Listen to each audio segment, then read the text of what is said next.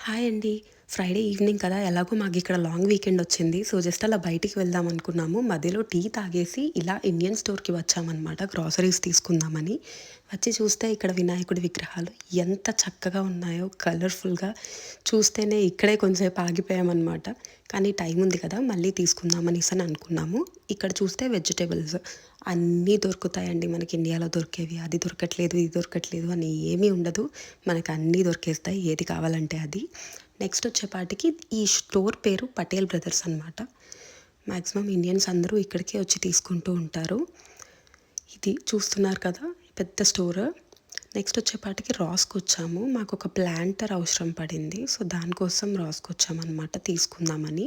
ఇక్కడికి వచ్చిన తర్వాత అన్నీ చూస్తూ ఉన్నాము. ఇంకా అలా అలా డెకరేటివ్ స్టఫ్ అంతా ఉంటుంది ఇక్కడ బట్టలు అన్నీ. సో చూస్తూ చూస్తున్నారు కదా ఇవి ప్లాంటర్స్.